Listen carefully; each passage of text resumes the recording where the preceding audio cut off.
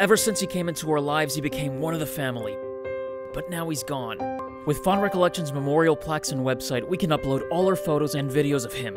Visit fondrecollection.com today and cherish the happy memories of your loved ones.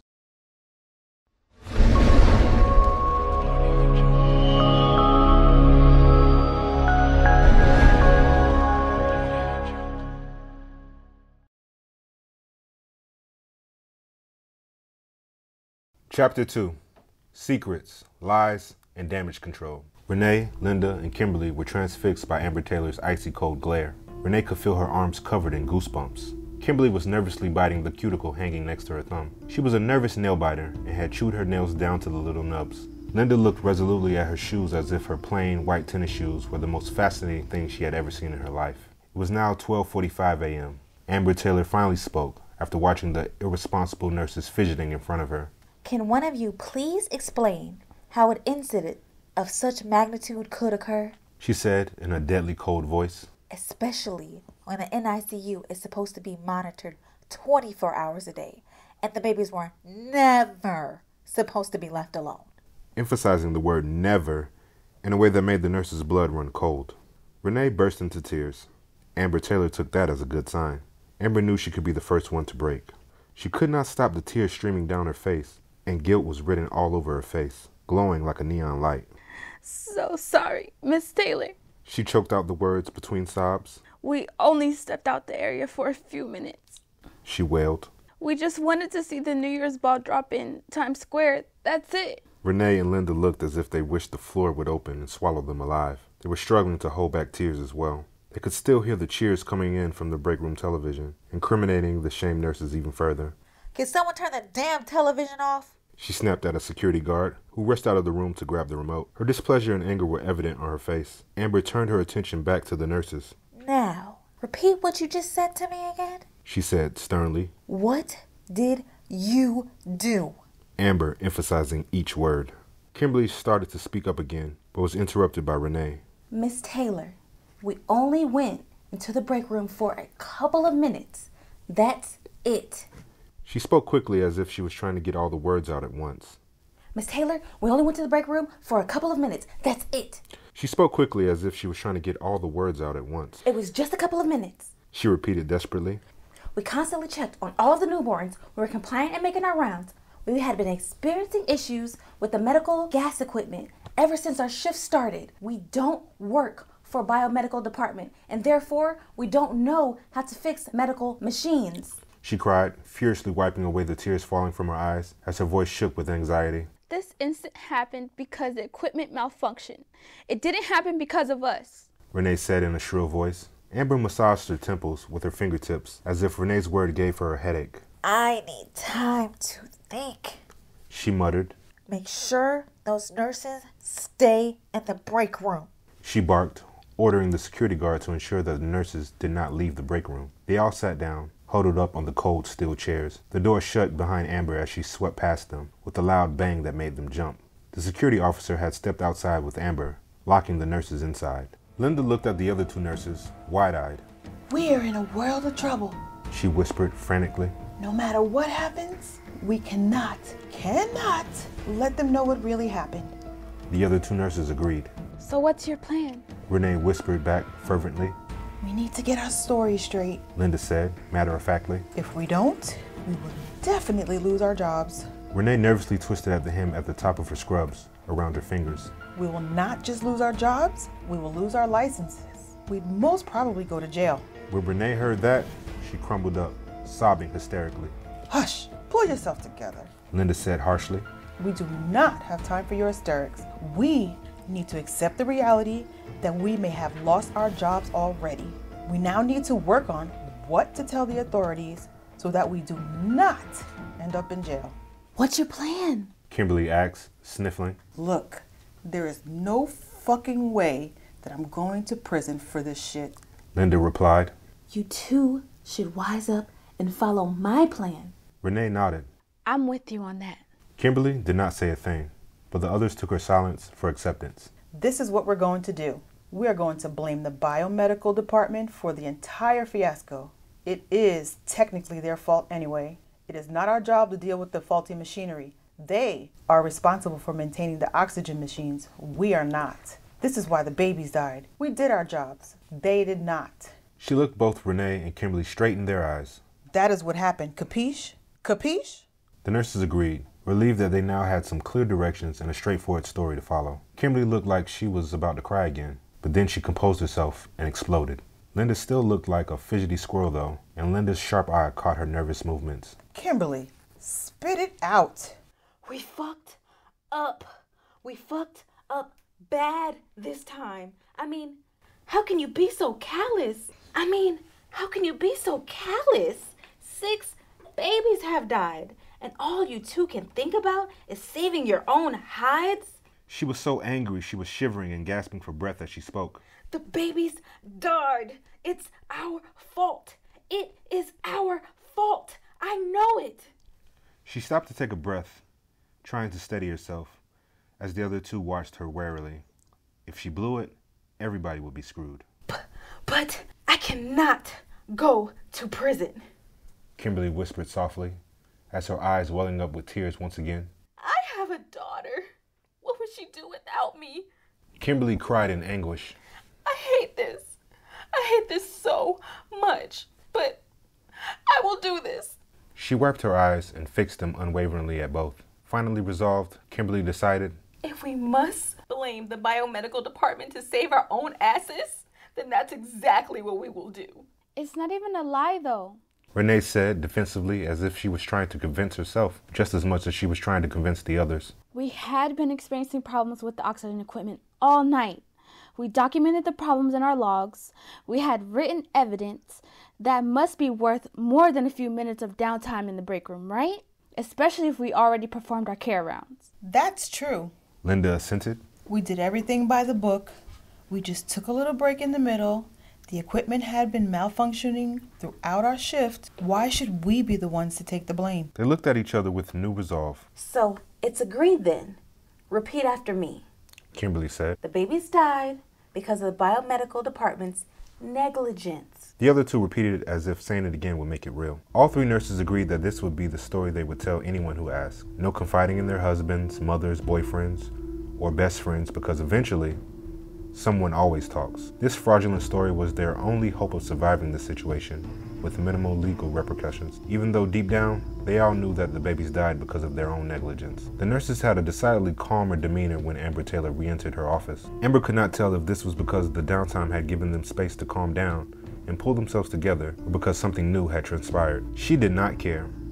She would deal with them in her way, like she always did. She already knew that the nurses would lie about the baby's deaths. However, this was America, where a person is presumed innocent until they are proven guilty.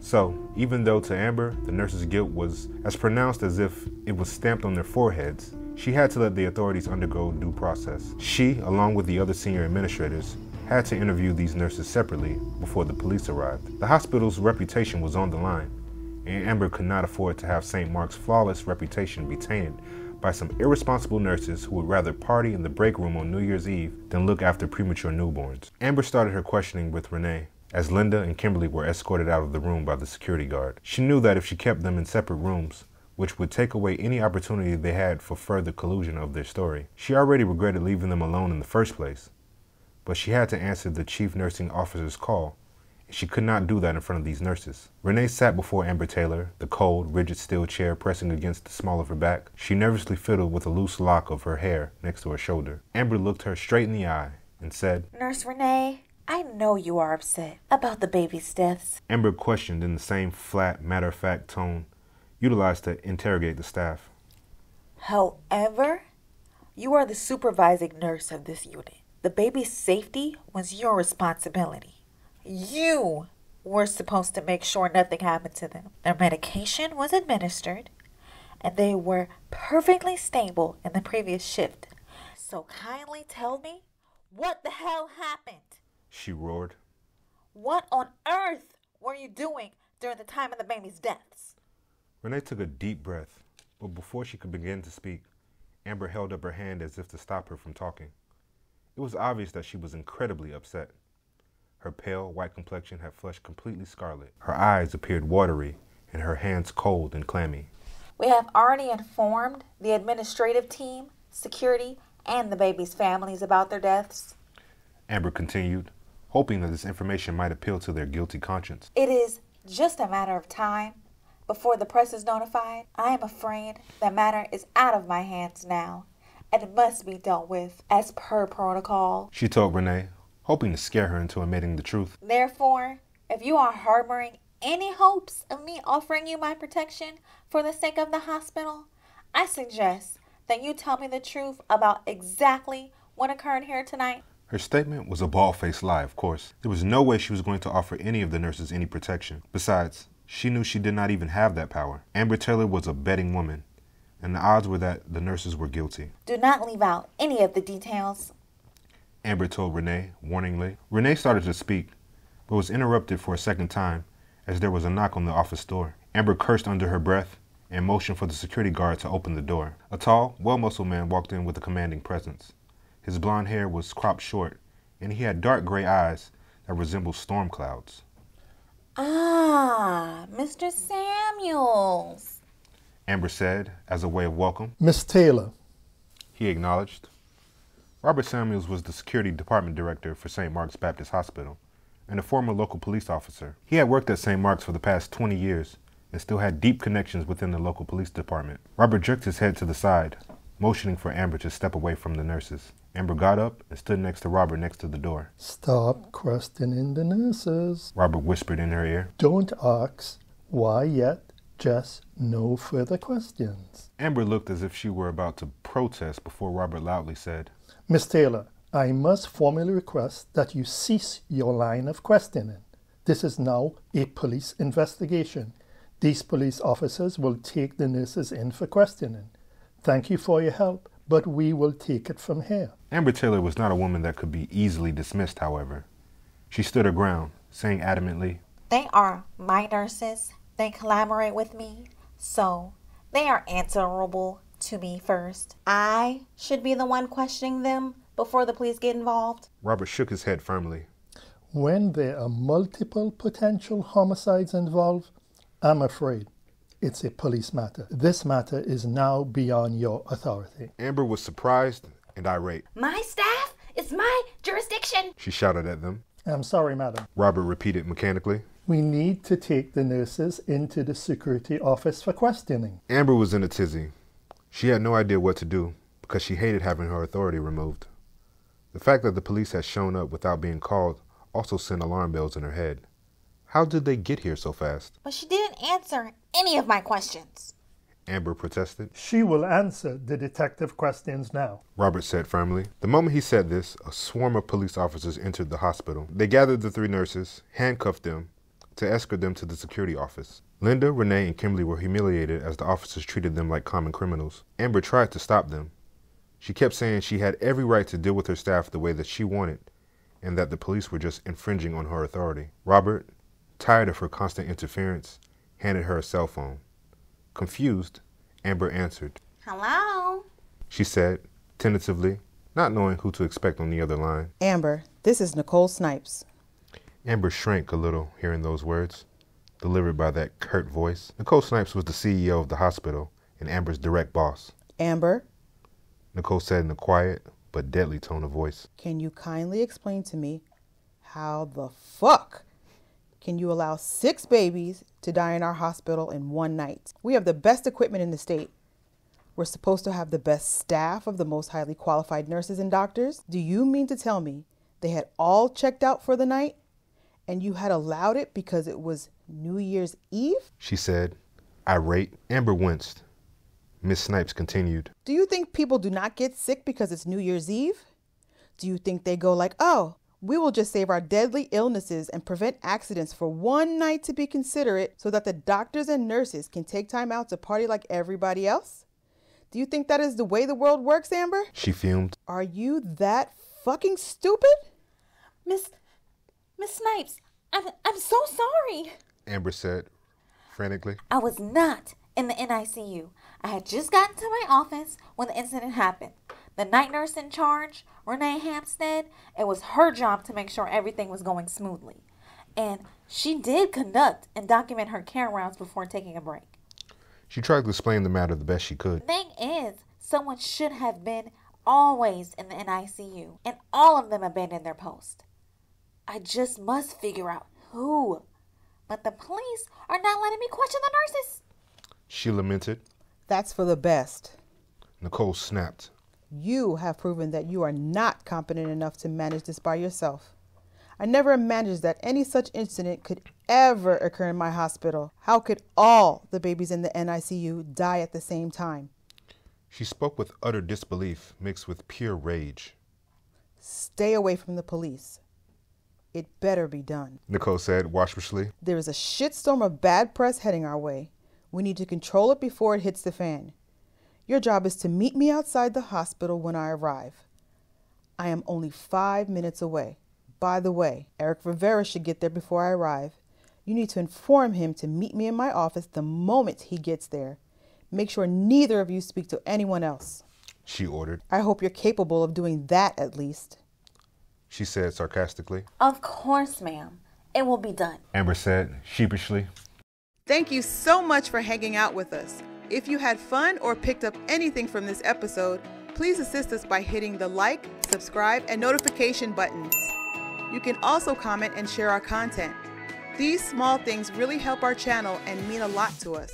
Also, special thanks to our Patreon supporters. You guys are the heartbeat of this channel, and we can't thank you enough for being so generous. If you would like to join our Patreon community, please click on the link below. You can contribute as little as $5 per month. You can get all kinds of perks. You can even buy merchandise of your favorite characters at our shop store. Click on the link provided below. That's going to do it for now. Until next time, remember you are cherished by us. So be kind and know that we consider you as family.